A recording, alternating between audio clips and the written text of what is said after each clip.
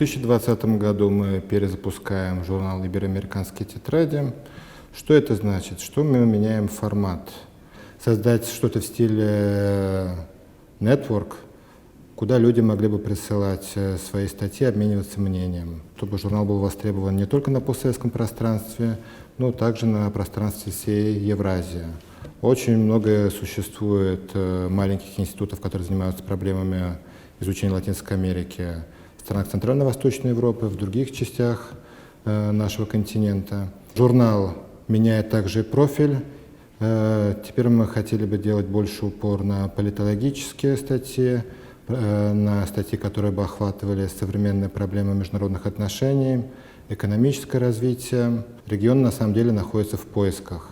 Характерна частая смена социально-экономических парадигм. Понять, что происходит на данном субконтиненте, было бы интересно. В первом номере читатели смогут ознакомиться с рядом актуальных статей по мексиканской тематике. В следующем году данная страна будет праздновать 200 лет независимости, поэтому очень интересно было бы посмотреть на ее эволюцию и чего они смогли достичь, особенно за последние 30 лет.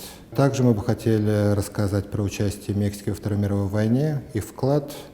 Я думаю, эта тема актуальна как раз в 75-ю годовщину Великой Победы. У нас будут два очень интересных интервью с ведущими специалистами Института Латинской Америки.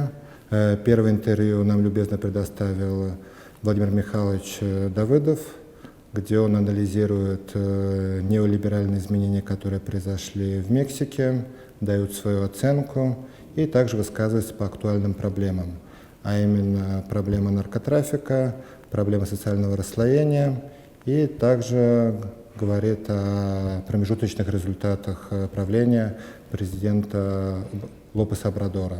Второе интервью это была беседа с известным мексиканистом, сотрудником Института Латинской Америки, главным редактором журнала «Ибероамерика» Анатолий Никитович Боровков, который рассказал нам про политический ландшафт, его изменения за последние годы и сделал акцент в своих высказываниях на политике нового президента, как она эволюционировала, а именно подход новой администрации к взаимоотношениях с северными соседями, а именно со Штатами. Это не только политика и проблема беженцев, это также пересмотр торгового соглашения НАФТА, которое должно в ближайшее время заработать. Также в номере у нас есть публикация 3 иностранных авторов, написанная на испанском языке.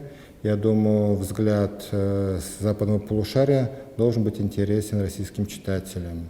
Также в номере присутствует очень интересная статья Романа Райнхарда про российско-мексиканские отношения. Роман смог посмотреть на эту тему не только сквозь призму двухсторонних дипломатических отношений, но также сквозь призму литературы. Второй номер будет посвящен ибероамериканским странам, Испании и Португалии. В контексте Португалии наши авторы пишут экономические и политические изменения, которые произошли после революции. Также большой объем информации будет посвящен проблеме сепаратизма, современному ландшафту политической системы Испании и временным проблемам в контексте COVID-19. Третий номер мы хотим посвятить самой крупной стране в регионе Латинской Америки, а именно Бразилия, нашему основному партнеру в рамках БРИКС, подвести промежуточные итоги правления президента Болсонaro, посмотреть, что происходит в экономике. Очень многие эксперты утверждают, что между нашими странами есть много общего, и авторы на страницах журнала «Ибероамериканские тетради» смогут просветить читателя, правда это или нет. Приглашаем потенциальных авторов к сотрудничеству. Нам были бы интересны как регионоведческие статьи, так и из области международных отношений с акцентом на ибероамериканский регион.